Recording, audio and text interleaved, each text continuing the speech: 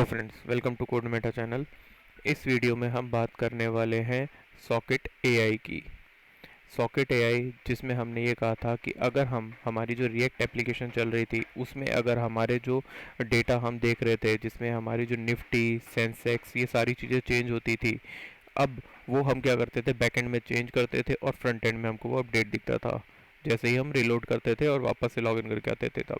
लेकिन क्या होता है कि वो सारी चीज़ें हमारी रियल टाइम होनी चाहिए।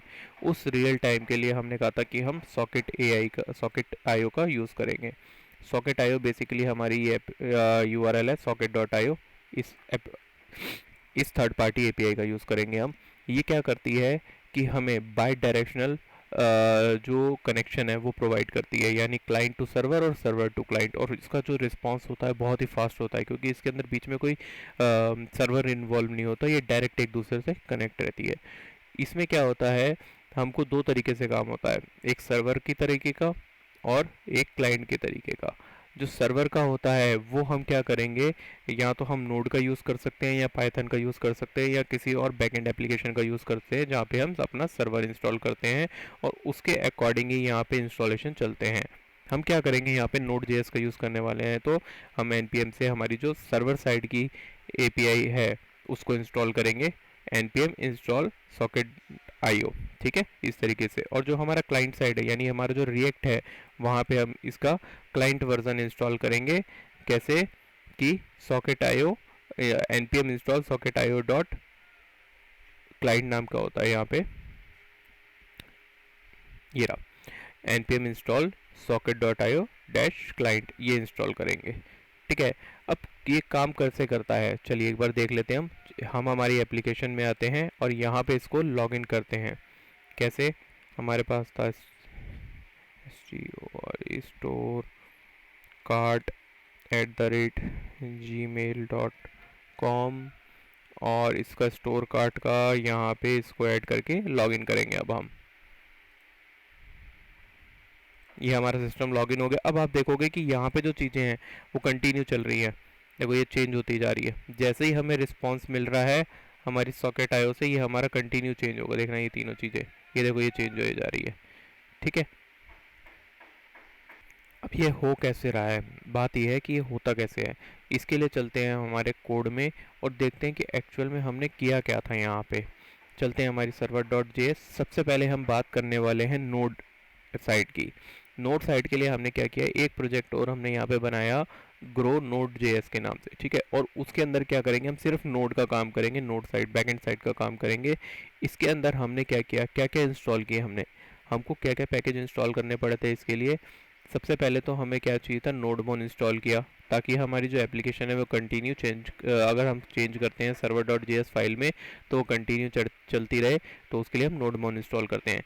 एक्चुअल में ये क्या है, हमारा नोड जे का प्रोजेक्ट नहीं है, यहाँ पे हम नोड जे की बात नहीं कर रहे। तो जो हमने बैकएंड के लिए काम किया है वो आपको लो लेवल पे और थोड़ा फास्ट तरीके से बताएंगे।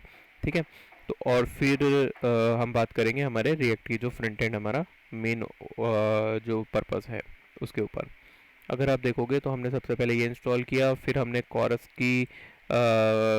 को डिपेंडेंसी को इंस्टॉल किया था, डॉट ई की डिपेंडेंसी को इंस्टॉल किया, एक्सप्रेस को इंस्टॉल किया, माई को इंस्टॉल किया और सॉकेट आईओ को इंस्टॉल किया। तो आपको जो पैकेज डॉट जेसन है यहाँ से आपको सारी चीज़ें देखने को मिल जाती हैं कि हमने क्या क्या यहाँ पे इंस्टॉल किया हुआ है। अब काम कैसे करते हैं, हम चलते हैं हमारे सर्वर डॉट जेएस में। यहाँ पे हमने क्या किया, सबसे पहले तो हमने डॉट ई में हमारी जो माई की डिटेल है उसको लिखा है, क्योंकि माई की डिटेल आप क्या करते हो, किसी के साथ शेयर नहीं कर सकते और यहाँ पे आप फाइल में लिख भी नहीं सकते क्योंकि ये फ्रंट एंड पे विजिबल होती है। तो उसके लिए आप कैसे करते हो काम, हमारी डॉट ई की एक फ़ाइल बनाते हो जिसके अंदर आप काम करते हो, अपना वेरिएबल्स को डिफाइन करते हो और उसको यहाँ पे गेट कर लेते हो। तो उसके लिए जो नोड जेएस होता है उसमें हम कैसे करते हैं, डॉट ई जो होता है हमारा पैकेज उसको इंस्टॉल करते हैं और ऊपर लिखते हैं require dot E dot config. ठीक है, ये हमें लिखना पड़ता है। नाउ इसके बाद क्या करेंगे, हम एक्सप्रेस को इंस्टॉल करेंगे।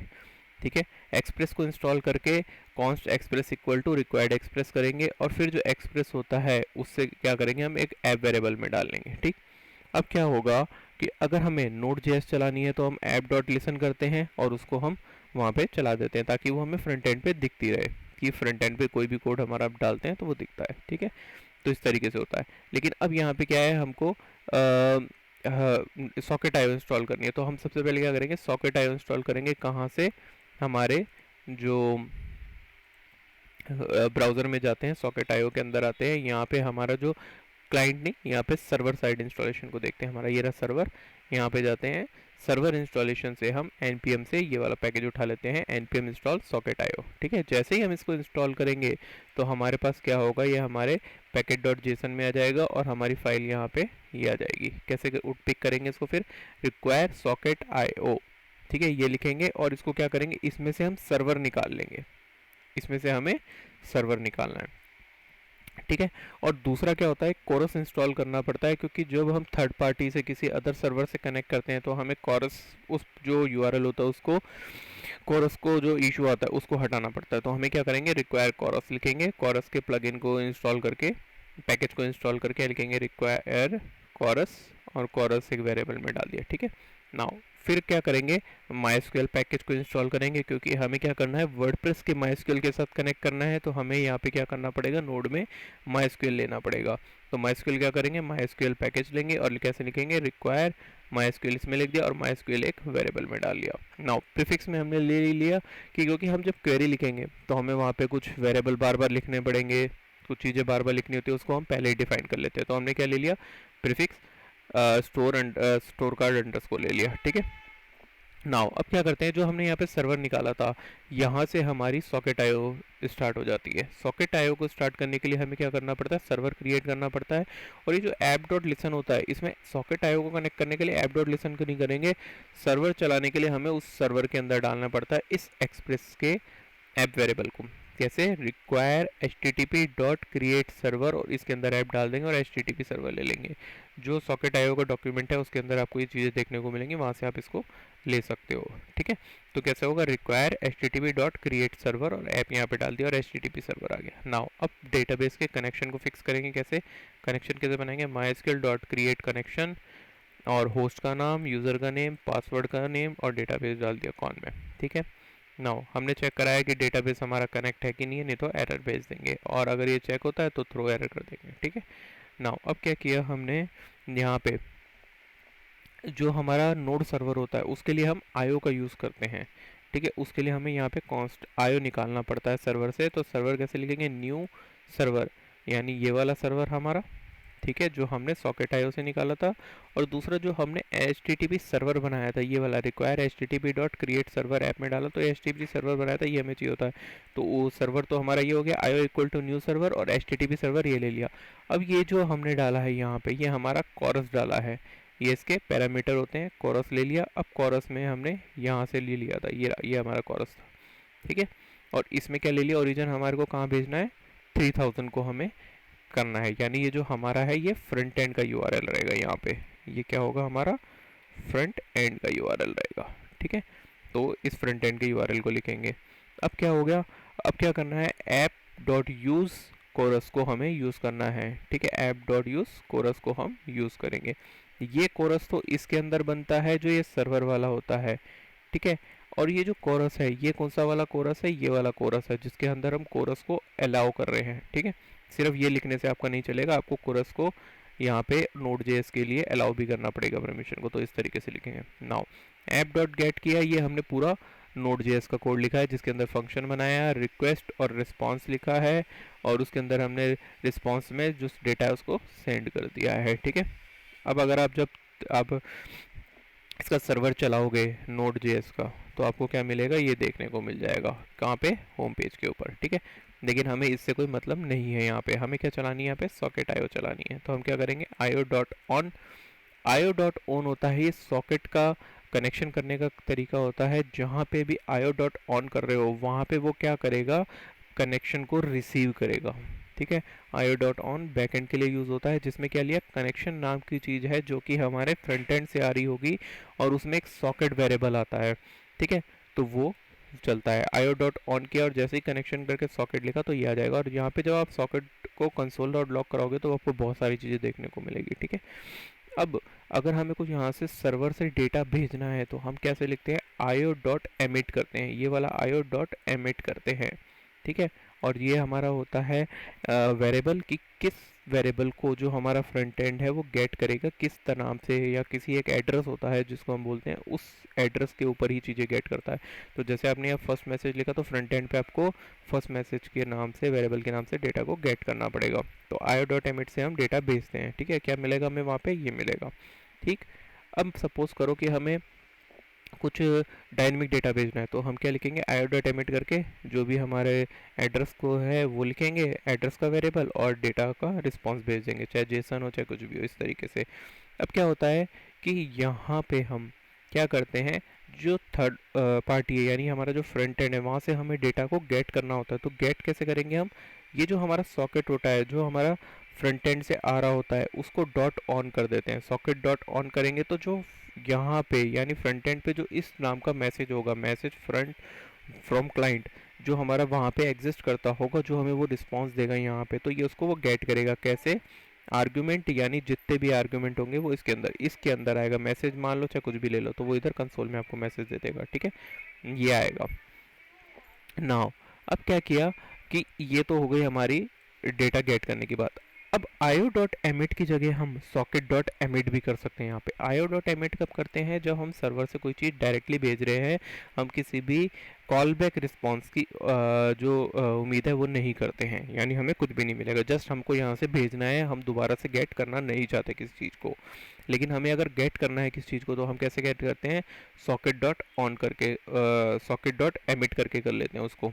तो क्या होगा, जैसे ही हम किसी थर्ड पार्टी को रिस्पांस भेजेंगे, यानी फ्रंट एंड पे हमने रिस्पांस भेजा, तो हमें वो रिसीव भी होगा उसका रिस्पांस भी, ठीक है। तो देखते हैं वो कैसे। अभी हमने क्या किया कि हमारी जो फ्रंट एंड है वहाँ पे हमें क्या करना था कि जो हमारी एपीआई है वहाँ पे अगर जाएं तो देखोगे आप, तो देखो ये कंटिन्यू चलती जा रही है, ठीक है, ये कंटिन्यू चल रही है, ठीक है। हाँ, अब ये कंटिन्यू कैसे चलेगी, यानी हमारे पास कोई फ्रंट एंड के ऊपर कंटिन्यू रिस्पॉन्स आ रहे होंगे, अगर हम रिस्पॉन्स जब गेट करेंगे तभी इसको कंटिन्यू चला पाएंगे। तो इसको क्या करना है, कंटिन्यू चलाने के लिए हमने बैकएंड में क्या किया, पहले हम सारी बैकएंड की बात कर रहे हैं, फिर फ्रंट एंड की करेंगे। हमने एक इंटरवल बना दिया जिसको असिंक बना दिया, और इस असिंक को इंटरवल को 4000 सेकेंड पे चला रहे हैं, ठीक है, मतलब 4000 मिली सेकेंड पे चला रहे हैं, तो 4 सेकेंड हो गया, ठीक है। नाउ अब इसके अंदर क्या किया, हमने क्वेरी लिखी हमारी। अब क्वेरी लिखने के लिए जैसे हम नॉर्मल माइस्क्यूएल में क्वेरी लिखते हैं, वही हमने क्वेरी लिखी, जिसके अंदर हमने क्या किया, पोस्ट और पोस्ट मेटा से हमने डेटा को गेट किया है। अब ये डेटा गेट कैसे किया, यहाँ आते हैं हम। हमारा जो डैशबोर्ड है, हमारा जो वर्डप्रेस का डैशबोर्ड है, इसके अंदर हमने क्या किया था, मार्केट इंडेक्स के नाम से एक कस्टम पोस्ट टाइप बनाया था, जिसके अंदर हमने क्या लिखा है, हमारे जितना भी सेंसेक्स, निफ्टी, बैंक निफ्टी, जितनी भी चीज़ें हैं वो यहाँ पे बना रखी है, ठीक है। देखो पोस्ट टाइप मार्केट इंडेक्स है, तो इसी का डेटा हमें गेट करना है। यहाँ पे हमने सारी चीज़ें हमारी बना रखी है। जो चेंज आपको फ्रंट एंड पे दिख रहा है, देखो ये बैक एंड में भी कंटिन्यू चेंज दिखेंगे, अगर आप इसको रिलोड करोगे तो देखो यहाँ पे भी चेंज हो जाएगा, ये चेंज हो गया, ठीक है। तो डेटाबेस में जो डायरेक्ट एंट्री हो रही है वो यहाँ पे भी देखने को मिल रही है। आप चाहो तो यहाँ से चेंज करोगे तो फ्रंट एंड को भी देखने को मिलेगा, ठीक है। तो इसी चीज़ की जो क्वेरी थी हमारी, जो वर्डप्रेस की क्वेरी होती है, उसको हमने यहाँ पे लिख दिया, ठीक। इसकी क्वेरी क्या होती है वो मैं आपको यहाँ पे नहीं बताऊंगा, क्योंकि ये माइस्क्यूएल का कोर्स नहीं है हमारा। तो जस्ट ये मान के चलिए कि यहाँ पे हमने वो क्वेरी लिख दी, ठीक है, इस तरीके से, और ये पोस्ट टाइप ले लिया। नाउ अब क्या किया हमने, यहाँ पे क्वेरी को रन किया, कॉन डॉट क्वेरी जो क्वेरी होती है वो लिखते हैं, और एरर और रिजल्ट होता है। एरर आ गई तो हमें एरर थ्रो कर देगा, और रिजल्ट में हमें क्या मिल जाएगा, जो हमारा यहाँ से रिस्पॉन्स आएगा इस क्वेरी से। तो हमने क्या किया, मैप के अंदर हमारा रिजल्ट डेटा को डाल दिया, ठीक है।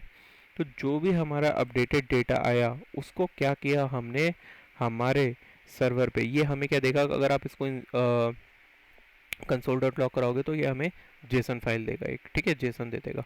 उस जेसन को क्या किया, हमको कहाँ भेजना था, सर्वर के ऊपर। अब जो आता है मेन हमारी चीज़, जो उसकी बात हम कर रहे थे सॉकेट की, क्योंकि हमारा मेन पर्पस था सॉकेट को सीखना, वही चीज़ कर रहे थे। सॉकेट डॉट एमिट करेंगे, यानी क्या करेंगे, हमारे फ्रंट एंड के ऊपर हमने उसको भेज दिया। यहाँ से आयो डॉट एमिट नहीं किया, हम यहाँ पे आयो डॉट एमिट भी कर सकते थे, लेकिन अगर आयो डॉट एमिट करते तो सिर्फ अपडेट डेटा जाता, इसके आगे वाली चीज़ हमारे पास नहीं होती, और ये भेजता और वहीं पे चीज़ ख़त्म, ये हमको कोई रिस्पॉन्स नहीं मिलता, ठीक है। हमने क्या लिखा यहाँ पे, सॉकेट डॉट एमिट लिखा, ये हमने एक एड्रेस बना दिया, वेरिएबल बना दिया, और इसमें हमारा जो डिजाइन है तो उसको डाल दिया। अब यहाँ पे क्या लिया, नेक्स्ट थर्ड वाले में हमने रिस्पॉन्स ले लिया। और जो रिस्पॉन्स डॉट स्टेटस दिख रहा है ये वेरिएबल हमने कहाँ बनाया हुआ है, फ्रंट एंड के ऊपर कहीं पे डिफाइन किया हुआ है, तो ये वहाँ से आ रहा है, ठीक है, उसका हमें यहाँ पे रिस्पॉन्स मिल जाएगा। ठीक, नाउ अब चलते हैं हम हमारे फ्रंट एंड के ऊपर। सबसे पहले आगे की बात करने से पहले अभी देखते हैं कि हमें जो इस के अंदर यानी जो हमारी फील्ड्स उसके अंदर डेटा फिल हो रहा है वो हमें कैसे मिल रहा है। क्या करते हैं, अब चलते हैं हमारे फ्रंट एंड की फाइल के ऊपर। हम आ गए हमारे ग्रो ऐप के अंदर जो हम काम कर रहे थे, जहाँ पे जैसे हम पहले चल रहे थे। यहाँ पे क्या किया हमने, सबसे पहले तो socket IO socket dot IO dash client को इंस्टॉल किया और वहाँ से हमने आईओ निकाल लिया एक। ठीक है, क्या किया, socket dot IO dash client को इंस्टॉल किया, वहाँ से आईओ निकाल लिया। नाउ अब क्या किया, इस आईओ में हमने सर्वर डाल दिया कि बैकएंड हमारा कहाँ पे है, हमको कहाँ से लेना है, लोकल होस्ट 8080 से लेना है, तो ये बैकएंड डाल दिया और यहाँ पे सॉकेट लिख दिया। ठीक है, इन वेरिएबल्स को आपको बाहर ही रखना पड़ेगा। ठीक है, अब जो कांस्टेंट होते हैं ना वेरिएबल, उनको यूआरएल को बाहर रखते नहीं, तो अगर आप इसको अंदर रखोगे तो वहाँ पे क्या होगा, ये बार बार आपके बैकएंड से कनेक्शन एस्टेब्लाइज करने की कोशिश करेगा, ये आईओ, तो ये हमें करना नहीं है। क्या कहा हमने कि जैसे ही IO dot H T T P करोगे तो ये क्या करेगा, मल्टीपल टाइम आपके बैकएंड से कनेक्शन बनाता जाएगा और वो आपको एरर देना शुरू कर देगा कि सॉकेट कनेक्टेड नहीं है, सॉकेट कनेक्टेड नहीं है, मल्टीपल टाइम एरर देगा, तो वो हमें करना नहीं है यहाँ पे। इसीलिए हमने इसको बाहर रखा हमारे करंट कंपोनेंट से, क्योंकि हर बार ये कंपोनेंट कॉल होगा, जैसे ही हमारे बैकएंड से रिस्पॉन्स आएगा ये कंपोनेंट कॉल हो जाएगा। अब क्या किया, यूज़ कॉन्टेक्स्ट बनाया, जिसके अंदर हमने क्या कर रखा था, स्टार्टिंग में ही हमारे डेटा को गेट कर रहे थे, ले रहे थे। और क्या किया, यहाँ पे फिर एक वेरिएबल डिफाइन कर दिया और यूज़ इफेक्ट के अंदर हमने क्या किया, देखो जो हमारा बैकएंड था, यहाँ से सबसे पहले हमने मैसेज भेजा था, first message IO dot emit करके, और यहाँ पे हमने क्या किया, सॉकेट डॉट ऑन करके इससे हमने उसको गेट कर लिया था, तो ये हमें यहाँ पे मैसेज मिल गया था। ठीक है, तो इस तरीके से यहाँ पे हमने सॉकेट का यूज़ किया और ये सॉकेट कहाँ से आया, यहाँ से आया। नाउ अब क्या किया, socket dot index funds result लिया, तो इंडेक्स फंड लिया, सर्वर रिजल्ट में हमने क्या डाला है यहाँ पे, ये देखो इंडेक्स फंड रिजल्ट दिया है, तो हमें इसका जो जेसन आई थी वो हमें यहाँ मिलेगी, ये मैसेज के अंदर हमें जेसन मिलेगी, जिसको हमने फॉर ईच लगा के इस टारगेट में जो हमने ये ब्लैंक बनाया ऑब्जेक्ट इसके अंदर डाल दिया की और मेटा की वैल्यू को, और जेसन बना के यहाँ पे स्टोर करा लिया। कहाँ पे, हमारा जो ये यूज़ कॉन्टेक्स्ट था इसका, उसके अंदर डाल दिया, तो जो पुरानी वाली वैल्यू थी उससे इसको अपडेट कर दिया टारगेट वाले को। ये हमने इसलिए लिखा क्योंकि हमारा जो मार्केट इंडेक्स का डेटा था वो इसमें स्टोर होता था, अगर हम खाली इसको लिख देते टारगेट को तो ये टारगेट में चला जाता, तो ये अपडेट ही नहीं होता।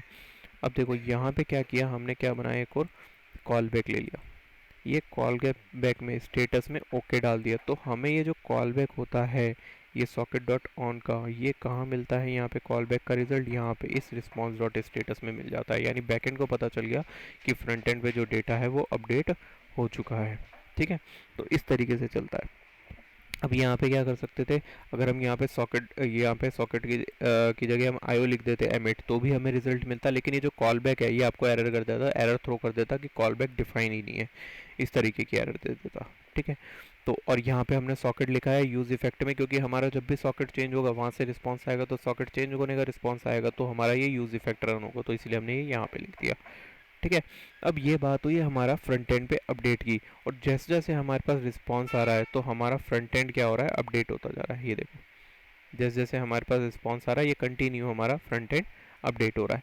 अब ये चेंज कैसे हो रहा है उसकी बात, यानी बैक एंड हम एडिट कैसे कर रहे हैं, देख रहे हैं यहाँ पे हमने जो एडिट का काम करके दिया है, डेटाबेस अपडेट का काम किया है यहाँ पे हमने, वो इसीलिए किया है कि क्या होता है कि जो हमारा बैकएंड है उसमें अगर जब तक वैल्यू अपडेट नहीं होगी तो आपको कुछ पता भी नहीं चलेगा, फ्रंट एंड पे दिखेगा नहीं। बैकएंड क्या करता है कि थर्ड पार्टी एपीआई से आपका रिस्पांस लेगा, वो आपको कंटिन्यू भेजेगा, आपको जस्ट अपने फ्रंट एंड को अपडेट करना है, बैकएंड से आपको कोई मतलब नहीं। ये जस्ट दिखाने के लिए है कि यहाँ पे डमी एप्लीकेशन के किस तरीके से हम बैकएंड को अपडेट कर रहे हैं। अगर आप इस तरीके से बैकएंड को अपलोड करोगे तो जितने यूज़र ज़्यादा होते जाएंगे उतनी बार वो बैकएंड अपडेट होता जाएगा, और यहाँ पे जो आपका माइस्क्यूएल है वो फट जाएगा, वो क्वेरी फट जाएगी, वो आपका जो रिस्पॉन्स है वो ख़त्म हो जाएगा, क्योंकि मान लो 1 लाख यूज़र आ गया तो 1 लाख बार क्वेरी एक यूज़र के लिए चल जाएगी, एक ही क्वेरी। तो कितनी बार अपडेट करेगा सिस्टम भी उसको, तो वो फट जाएगा। ठीक है, तो इसीलिए क्या है, ये यूज़ इफेक्ट आपको सेकंड वाला यहाँ पे नहीं लगाना है, इसका आपको कोई मतलब नहीं है, जस्ट दिखाने के लिए यहाँ पे डमी है। इसको अगर आपको यूज़ भी करना है, अपडेट भी करना है, तो किसी और तरीके से आपको देखना पड़ेगा कि हर यूज़र के लिए अपडेट नहीं हो, ये सिर्फ एक बार ही चले। ठीक है, तो कहीं और डिपेंडेंसी बनानी पड़ेगी यहाँ पे। अब देखो यहाँ पे क्या हो रहा है, ये टारगेट अपडेट पे चला रखी है कि मैंने क्या किया, टारगेट अपडेट, यानी यहाँ से मेरे को सर्वर से रिस्पॉन्स मिला। अब क्या किया है मैंने, चाहे कितने यूज़र आ जाए मेरे पास, मेरा ये कोड जब तक नहीं चलेगा जब तक कि मेरे को टारगेट से रिस्पांस नहीं मिल जाता। जैसे ही मेरे पास रिस्पांस मिलता है तो ये टारगेट में गया, तब मेरा ये यूज़ इफेक्ट चलेगा। ठीक है, अब ये तब भी क्या चलेगा, मान लो हर यूज़र आए, कितने यूज़र आए मेरे पास, मान लो 1 लाख, तो 1 लाख बार ये टारगेट को अलग चेंज रिस्पॉन्स मिल रहा है हर किसी के ब्राउज़र पे, तो ये एक बार चल, उतनी बार चल जाएगा। तो इसीलिए इसको इस तरीके से यूज़ नहीं करना। बट यहाँ पे मैंने सिंगल हूँ यूज़र, तो आपको चेंज करके बता रहा हूँ। क्या किया, मैथ का फंक्शन लगाया, रैंडमली मैंने क्या लिया, 5 डिजिट का ले लिया यहाँ पे नंबर, और यहाँ पे क्या किया, एक जेसन वेरिएबल बनाया है यहाँ पे। ठीक है, ऑब्जेक्ट बनाया है मैंने यहाँ पे, और यहाँ पे क्या लिया, निफ्टी 50, जो मेरे को पता था कि डेटाबेस में इनकी वैल्यूज़ हैं उनको लिया, डेटाबेस में ये वैल्यू जा रही है, और उसके अंदर कुछ भी मैंने अपने हिसाब से यहाँ पे चेंज कर दिया, मॉडिफाइड कर दिया वैल्यूज़ को। ठीक है, ताकि सारी चीज़ें अलग अलग दिखे। और इसको क्या किया, यहाँ से सॉकेट डॉट एमिट किया। देखो वहाँ से आ रहा था तो आयो डॉट एमिट और सॉकेट डॉट एमिट कर रहा था मैं, भेजने के लिए एमिट का यूज़ होता है हमेशा, ये याद रखना, माइंड में आपको याद हो जाएगा। ठीक है, जैसे ही भेजा आपने, एमिट हो गया। आपको गेट करना है तो क्या यूज़ करना है, ऑन करना है, तो सॉकेट डॉट एमिट करना है, यानी सॉकेट से भेज रहे हो। तो मैंने अपडेट एसक्यूएल लिखा और यहाँ पे ये भेज दिया। ठीक है, जैसे ही ये भेजा मैंने, यहाँ पे मेरे पास क्या हुआ, बैकएंड के ऊपर आएगा और यहाँ पे अब स्टार्ट होगा ऑन। तो सॉकेट डॉट ऑन क्या हुआ, मेरे को ये मिला अपडेट WP SQL। जैसे ही ये मेरे को मिलेगा तब मेरा ये पूरा फंक्शन चल पड़ेगा, अदरवाइज अगर ये नहीं मिलता तो मेरा कुछ भी डेटा नहीं चलता। ठीक है, और यहाँ पे क्या होगा, रिस्पॉन्स मिलेगा। रिस्पॉन्स में क्या आ जाएगा, आपका निफ्टी 50 भी निकाल सकते हो आप यहाँ। आप इसको रिस्पॉन्स की जगह रिस्पॉन्स डॉट ऊपर ही ब्रेक कर सकते थे, निफ्टी 50 यानी डीस्ट्रक्चरिंग कर सकते थे। तो नीचे भी कर सकते हो आप डीस्ट्रक्चरिंग, कि क्या करोगे आप, रिस्पॉन्स को राइट में लिखा और इधर क्या लिख लिया, निफ्टी 50 सेंसेक्स और वो ले लिया। ठीक है, अब फिर क्या किया, अपडेट क्वेरी के अंदर ये लिखा अपडेट, और यहाँ पे वैल्यूज़ को डाल दिया। देखो मैंने तीनों बार अलग अलग करके डाली है, आप इसको एक बार में भी यूज़ कर सकते थे अपडेट की क्वेरी को। माइस्क्यूएल में अगर आप अच्छे हो, बेटर हो, तो आप उस चीज़ों को पता है आपको कि आपको कैसे करना है काम। ठीक है, तो वही अगेन कि माइस्क्यूएल का कोर्स नहीं है तो माइस्क्यूएल की बात नहीं करूंगा मैं यहाँ पे। जैसे क्वेरी हम चलाते हैं वैसे हमने क्वेरी चलाई, रिजल्ट ले लिया, क्योंकि यहाँ पे देखो एरर आती है तो ही रुकेगा, अगर सक्सेस हो गया तो हमें कुछ नहीं करना है। ठीक है, हमने क्या किया, अपडेट कर दिया टेबल्स में, डेटाबेस के अंदर चीज़ों को अपडेट कर दिया। ठीक है, अब जैसे जैसे रिस्पॉन्स ये आ रहा है मेरे पास, ये अपडेट कंटिन्यू हुए जा रहा है। ठीक है, तो क्या हुआ, मैंने पहले बैक एंड से फ्रंट एंड पे भेजा, और फ्रंट एंड में जैसे ही मेरा टारगेट अपडेट हो रहा है उसको मिल गया कि मेरा फ्रंट एंड के अंदर डेटा अपडेट हो गया। जैसे ही मेरा फ्रंट एंड के डेटा अपडेट हुआ, ये मेरे को दोबारा क्या कर देता है, रिस्पॉन्स। अगर मान लो फ्रंट एंड में डेटा अपडेट ही नहीं होता तो ये चलता ही नहीं, बैक एंड में भी आंसर नहीं आता। तो इस तरीके से मैंने इसको मैनेज किया हुआ है। ठीक है, बैक एंड के अंदर इसने क्या किया था, देखो ऑन से गेट किया हुआ है, सॉकेट डॉट ऑन। ठीक है, तो इस तरीके से हम सॉकेट एपीआई के ऊपर काम करते हैं। ठीक, और लास्ट के अंदर क्या किया, सॉकेट डॉट ऑन को क्या कर दिया, जो वहाँ से आ रहा था उसको डिस्कनेक्ट कर दिया, यहाँ पे इंटरवल को भी, और डिस्कनेक्ट कर दिया। तो आपको देखो यहाँ पे देखो चेंजेस दिखने को मिल रहे हैं। देखो ये जो है मेरा अपडेट हो रहा है डेटाबेस, और ओके ओके स्टेटस आ रहा है नीचे, और यहाँ पे देखना कि क्या होगा, मेरा कनेक्शन भी बीच में क्लोज होता होगा बार बार। यहाँ पे ये देखो, ये कनेक्शन क्या हो रहा है, बन रहा है और क्लोज भी हो रहा है, क्योंकि बार बार जा रहा है और बार बार यूज़र आ रहा है। तो मेरे पास जितने यूज़र आएंगे उतनी बार कनेक्शन कनेक्ट होगा और उतनी बार ही कनेक्शन डिलीट हो जाएगा। ठीक है, और लास्ट में क्या किया, जो हमने HTTP सर्वर बनाया था, ऐप डॉट लिसन की जगह क्या किया, जो हमारा सर्वर क्रिएट किया है वो सर्वर डॉट लिसन करके 8080 के ऊपर हमने चला दिया, यानी हमारे पास फ्रंट एंड पे 8080 पे चलेगा URL। ठीक है, तो इस तरीके से हम सॉकेट एपीआई का यूज़ करते हैं, सॉकेट का यूज़ करते हैं। आने वाली वीडियो में जब हम रियल टाइम एप्लीकेशन की बात करेंगे तो हम नोड को भी वहाँ पे देखेंगे, हमारे माइस्क्यूएल को भी देखेंगे, और सॉकेट एपीआई के जो इवेंट्स हैं, जो अदर अलग चीज़ें हैं हमारी, जैसे कि मीडिएटर और ये सारी चीज़ें, उन तक को भी चेक करेंगे कैसे हैं। सॉकेट आईओ में बहुत सारी चीज़ें हैं जिसके ऊपर आप काम कर सकते हो। देखो, इसमें कोरस भी होता है, इसके अंदर इवेंट्स भी हैं, एडेप्टर होते हैं, एडवांस में हैं, इसमें मिडल वेयर भी होता है। किस तरीके से हम बीच में हमारी जो एपीआईज होती है, हमारा जो डेटा चल रहा होता है, उसको आप किस तरीके से चेंज कर सकते हो, मॉडिफाइड कर सकते हो, मोंगो के साथ कैसे कनेक्ट करना है, आपके अदर जो डेटाबेस है उसके साथ आपको कैसे कनेक्ट करना है, वो सारी चीज़ें यहाँ पे, उन सब चीज़ों को हम यहाँ पे उस समय देखेंगे जब हम रियल चैट एप्लीकेशन की बात करेंगे। ठीक है। अब चैट एप्लीकेशन क्या होती है, सॉकेट आईओ पे बेसिकली आपको चैट एप्लीकेशन मिलेंगी, लेकिन हमने क्या किया, ये बना के दिखाया कि रियल टाइम हमारा डेटाबेस यहाँ पे किस तरीके से हम अपडेट कर रहे हैं।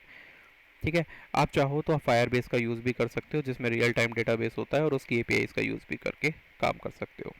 ठीक है। होप दोस्तों आपको ये वीडियो अच्छी लगी होगी, इसे लाइक और शेयर ज़रूर कीजिएगा, और होप आपने यहाँ से सॉकेट आईओ के बारे में बहुत कुछ सीखा होगा। मिलते हैं नेक्स्ट वीडियो में एक नए टॉपिक के साथ, तब तक के लिए take care and good bye.